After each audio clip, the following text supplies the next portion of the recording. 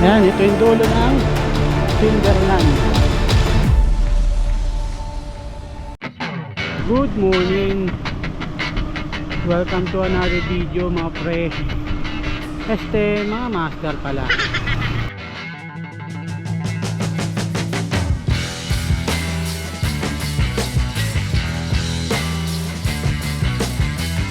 Punta lang ako sa meet up point namin ni Kuya Mel. At Wall 1, 2, 3 tayo, Timberland. Let's go.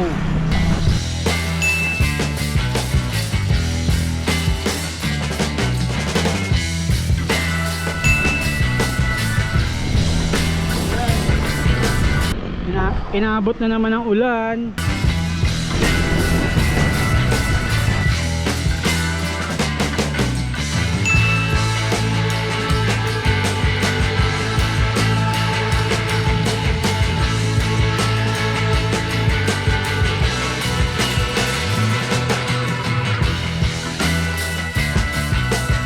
Simula na ng Kalbaryo.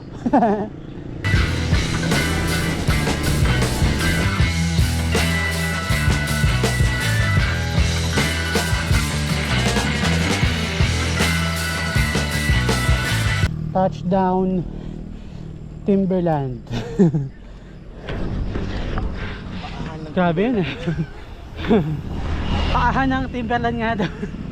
Hayop yung ano, patikim nun ah.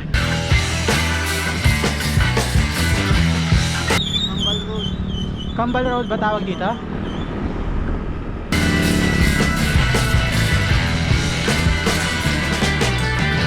Malalaman kung tutukod or hindi.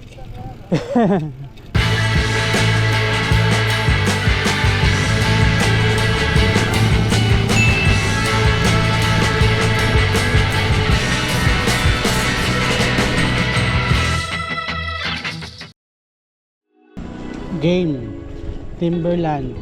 Good morning mga master. This is my rest back ride sa Timberland, Wall 1, 2, and 3. And isa talaga to sa mga gusto ko ma-unlock this year. Huli nagpunta ako sa Wall 3 is last year pa. Puro tukod at tulak yung inatupag ko dun. And syempre halos lahat naman siguro na siklista gusto matapos yung Timberland na walang tukod. Isa na rin tayo dun. Kaya ang pinaka goal natin today is ahunin tong tatlong pader na to na walang tukod. Ba, unti pa tao ngayon ah. Tama na pala ang alis natin.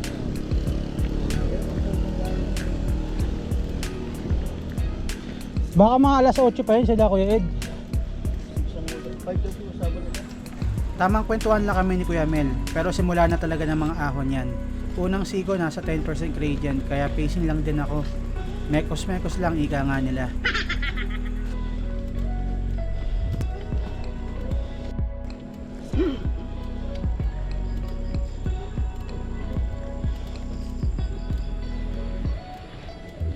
Dahan-dahanin.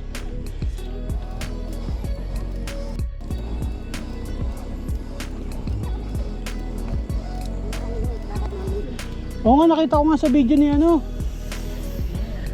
Video ni sino nga ba yun? Oo. Balentong talaga eh, no? Ano, hindi nagbe-brake talaga o nawalan? Yun lang. Hirap sa ganun eh. Kasi napuputol yung wire eh.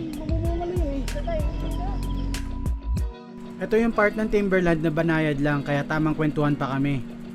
Isang paalala pala sa mga bagong pupunta sa Timberland, isama na rin natin yung mga madalas na rin magpunta dito na mag-iingat palagi sa lusong. Doon lang tayo sa safe palagi.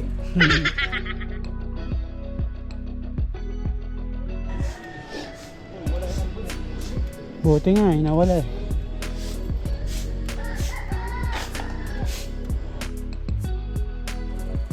Dito naman sa part na to magsisimula tumarik yung mga ahon.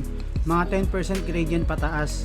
Malapit na rin to sa pamosong siko ng Timberland kung saan marami nag-overshoot. After pala ng siko, doon magsisimula yung mga masasakit na ahon ng Wall 1. Mga 17 to 18% yung max gradient at may kahabaan siya. Magkakaroon naman ng recovery after.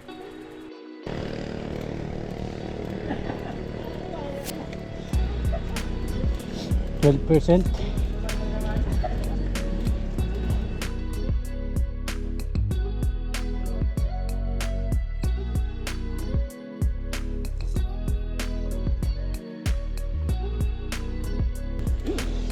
bigat pa rin pala dito.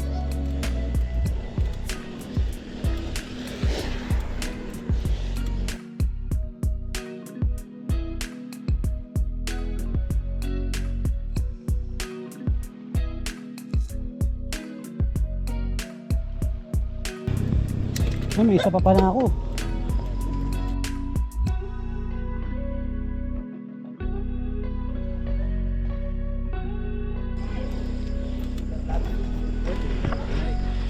Ayan.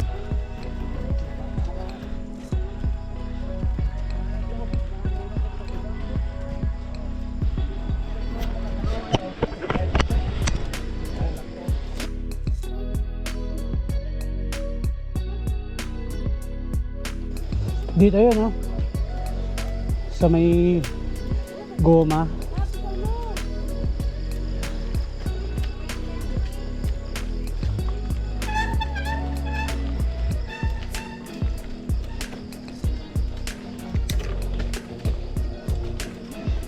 Sagad na ako.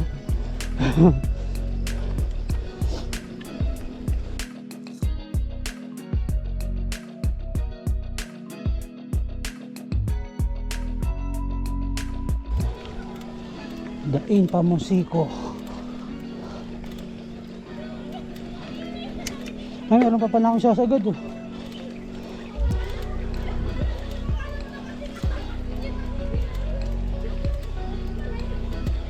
Akala ko sagad na ako.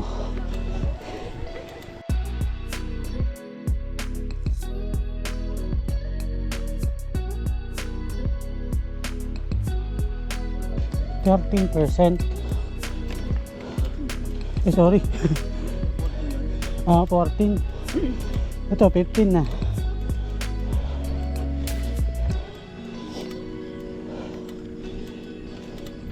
$17 yung huli ko dito nung huling ahon ko dito eh. Para sa akin itong part na to yung pinakamahirap na ahon sa wall 1. Mahabang ahon to na pumapalo ng 14 to 17% gradient. Tamang mekos-mekos lang sa padyak para hindi maubos.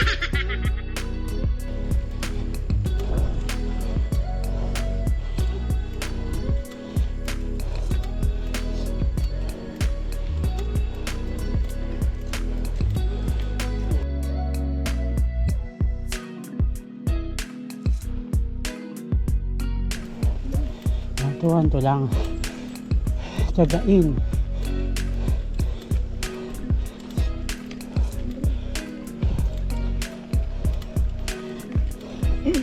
Recovery pagtapos ng poste, no?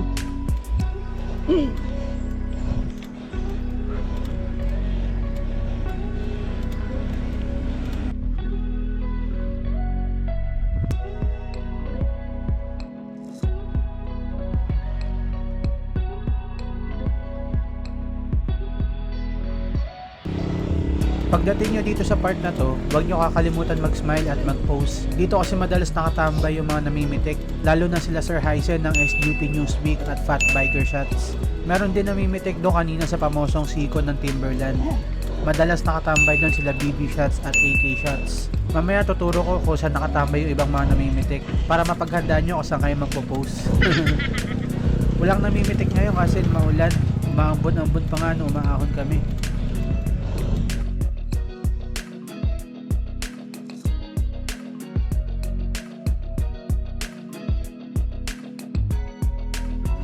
Paglagpas nyo sa tambayan ng mga namimitik, banayad na ulit yan. Ito na yung part ng recovery. Nasa 3 to 4% gradient yan pagkakatanda ko. Hanggang doon yan sa Gotokwahan. Nako po, maambon na naman. Huwag lang kayo hinto sa mga kainan na makikita nyo. Siyempre, diretso na kayo sa wall 1. Lumalamig din yung hangin pagdating sa part na to. Dahil na rin siguro sa maraming puno or lumuwag din yung kalsada. Pero dyan sa part na yan, nakakahinga ako na maayos. Mahabang recovery yan, kaya pagdating dito sa part na to, sobrang binabagalan ko talaga para may lakas ako sa last climb ng wall 1. Saka sobrang lamig talaga sa part na yan, hindi ko alam kung bakit. Nauna na pala sa akin si Kuya Mel sa akin dyan, hindi na ako nakasunod. Grabe, mamaw talaga yun.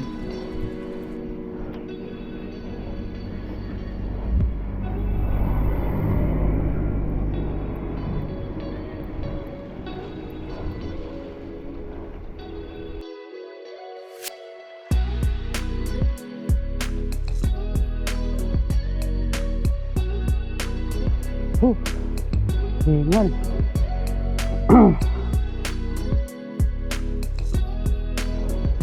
Recover din. Inuulan-ulan na pero tuloy pa rin. Kailangan tiisin na hindi tumukod. Malas talaga, nagputi ako ah. Ito yung sinasabi ko kanina na maraming kainan, tapos overlooking pa. Masarapan naman magkape tapos maganda yung view. Kitang kita yung skyline na Metro Manila. Pero tiisin nyo muna, pagbaba na lang.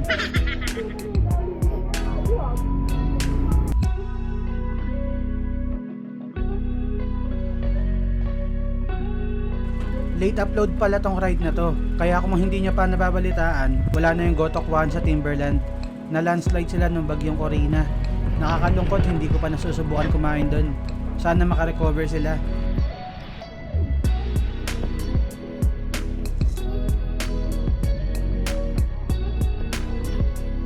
Dito sa part na to, huwag nyo ulit kakalimutan mag-smile at mag-pose. Dahil dito madalas nakatambay sila Ponzi shot at Makoy fan shots. Marami pang namimitik sa Timberland, hindi ko lang kilala yung iba. Madalang kasi ako pumunta dito. Pero this time, tatry ko na once a week may ride ako sa Timberland.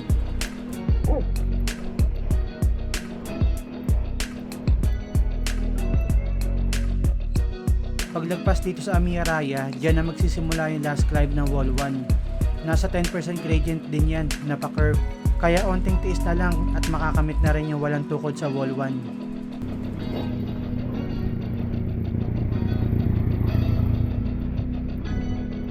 11%. Ha. Pero onti na lang. Makakaraos na. Minsan may mga namimitik dito sa taas ng Wall 1. Kaya ready na sa pag-smile. Kung ayaw nyo mapitikan ng nakanganga. Pag nakita nyo itong mga flag na to ng Timberland, sign na to na matatapos mo na yung Wall 1. Nice one. No tukod. Wall 1.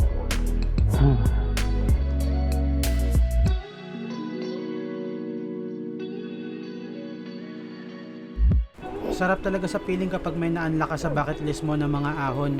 Pumikot lang ako saglit tapos nagpatila kami ng ulan bago kami umakyat sa Wall 2 and 3.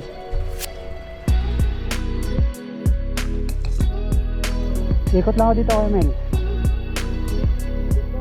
Kaya nga eh. Morning po.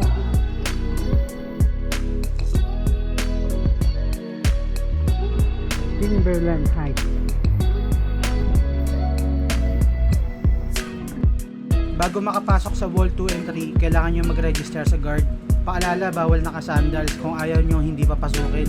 Nasubukan ko na kasi yun, hindi ako pinapasok nakasandals kasi. Game, Wall 1, ay mali pala. Wall 2 and 3. Press back. Nakailan tukod ako dito no ano eh.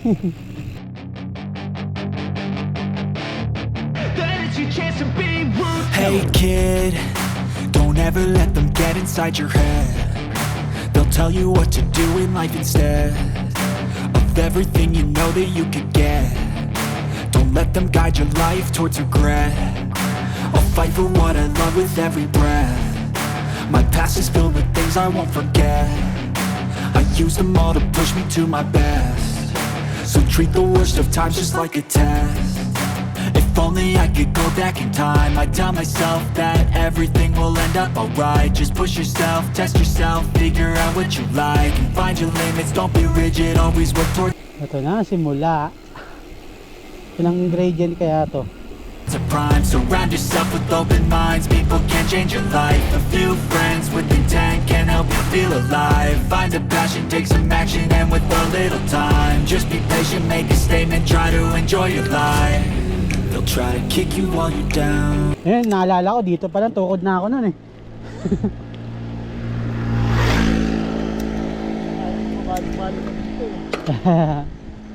Malalaman. Yun lang. Sila naman tarik dito, bro. Yan. Ayun lang. Oo nga, dyan nga pala ako. Yun lang. Dyan yun. Naalala ko yan kasi dyan ako umupo nun eh. Tapos kunwari na, nagbibideo lang ako. Pero last pag na talaga.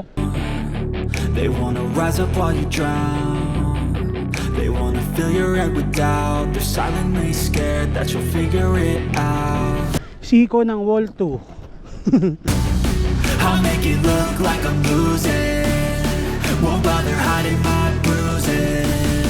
And when they finally think you're Ayun dyan ako umupo nun eh. wounded, then it's your chance to be ruthless. Sa wall 1 pa lang, nakatatlong tukod na ako eh.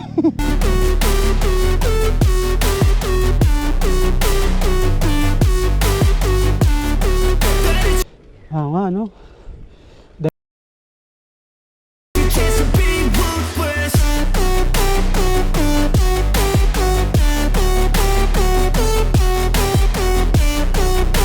Matsatsaga. Ibig sabihin, nagbunga na yung ano, yung araw-araw na ahon.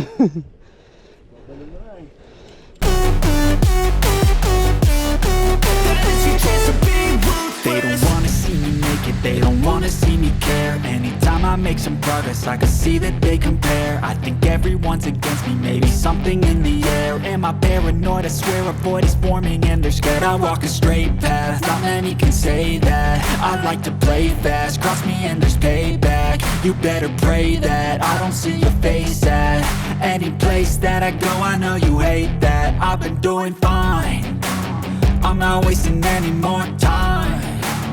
I live for the fight and the climb, and I think that the pain that's deep inside is what defines.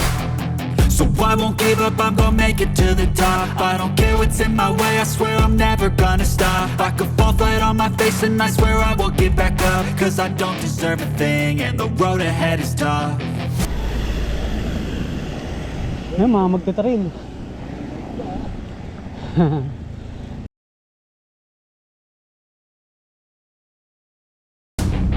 They'll try to kick you while you're down.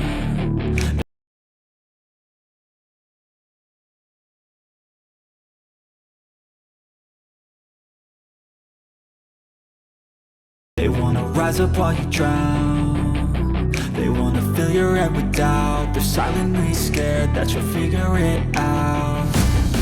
I'll make it look like I'm losing. Won't bother hiding. May 10% lang pala to. Oo. Oh yan, pangalawang yan. Baba ako na. My bruises. And when they finally think you're 12, 14. wounded, then it's your chance to be ruthless.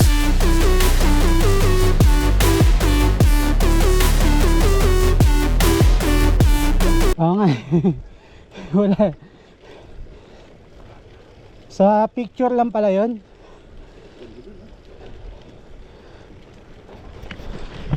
Yun.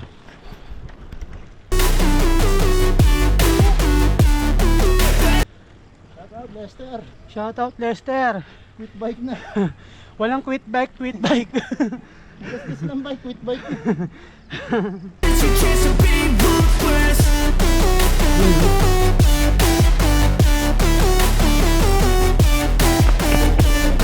Kaya nga. Walter na yan eh, di ba? Then it's your chance to be ruthless. I'll make it look like I'm losing. Won't bother hiding my bruises. And when they finally think you're wounded, then it's your chance to Wala nga, naalala ko talaga dito. Nakatukod na naman siguro ko dito nun.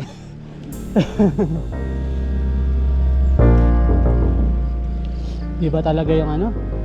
Iba talaga yung... Tayo. Oo.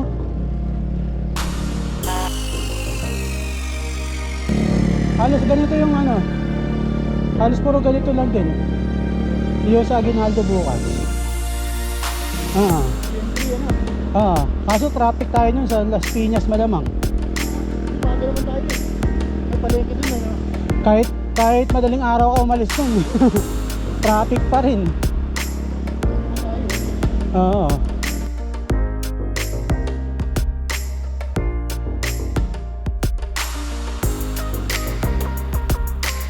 Walter na yung taas niyan, di ba?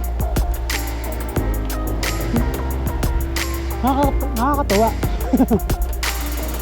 Kaya pala, no?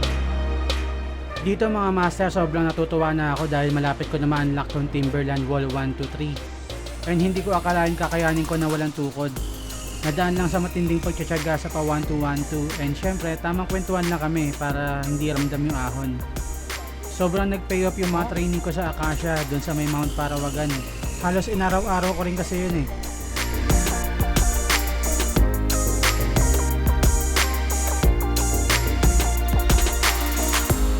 Halos lahat pala nag-range ng 10 to 15.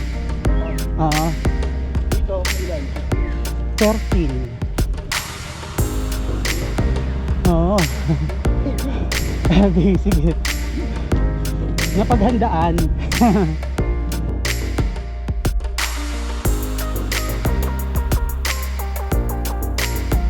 Mahaba lang talaga, no? Practice. Sa bagay kasi sa Acacia may pahinga pa eh.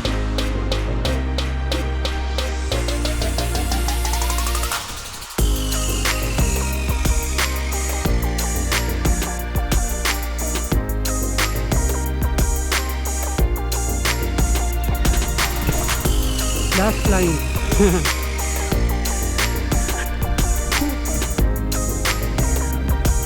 Saan ako malala?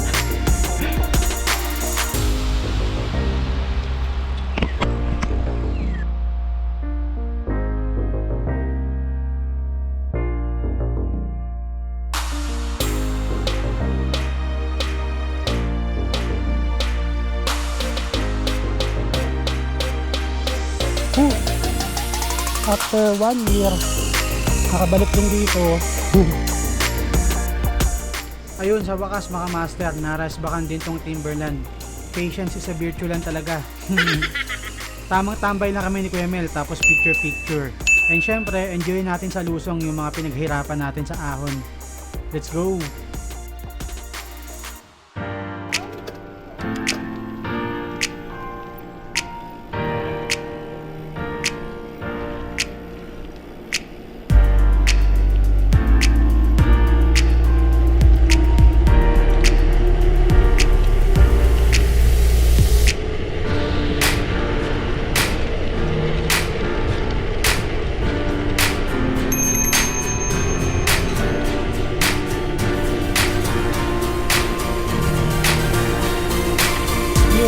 Ganda ng view.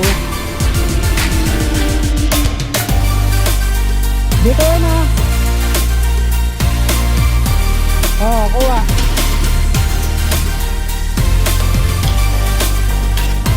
Nice one. Ganda ng view.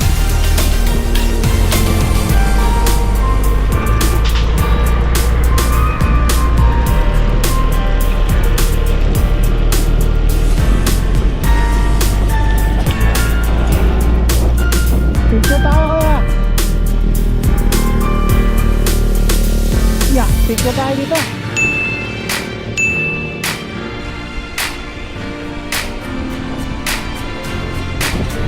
SGN ah.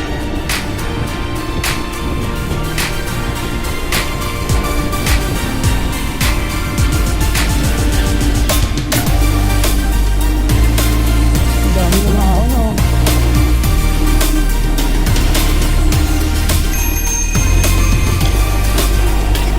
Dahan-dahan tayo.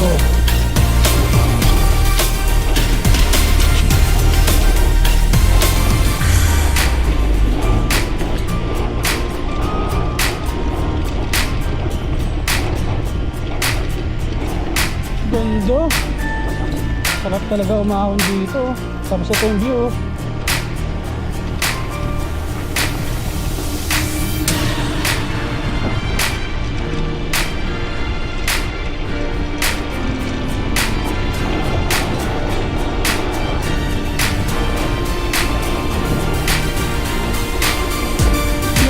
Ito.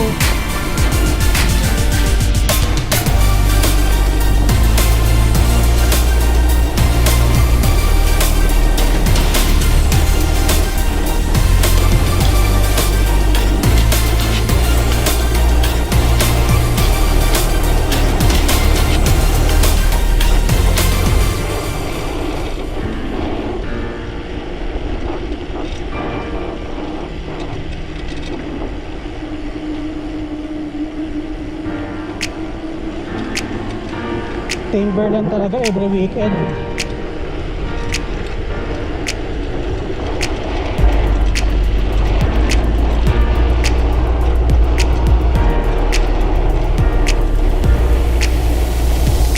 Ay, ahon ka pala. Walang niya.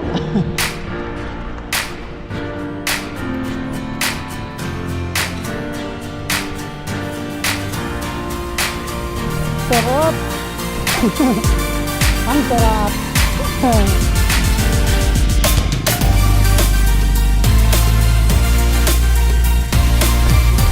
Kaya nga. Kailangan talaga lagi tayong mag-Timberland kada kada weekend. Yung Sabado, no?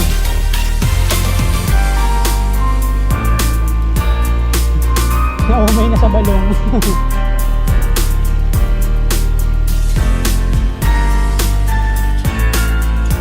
Ayun, so dito ko natatapusin itong video na to. Maraming salamat kay Kuya Mel sa napakalupit na ride. And syempre sa inyo, sa mga nanood na itong vlog na to, na puro fast forward lang. Thank you for watching and bye for now.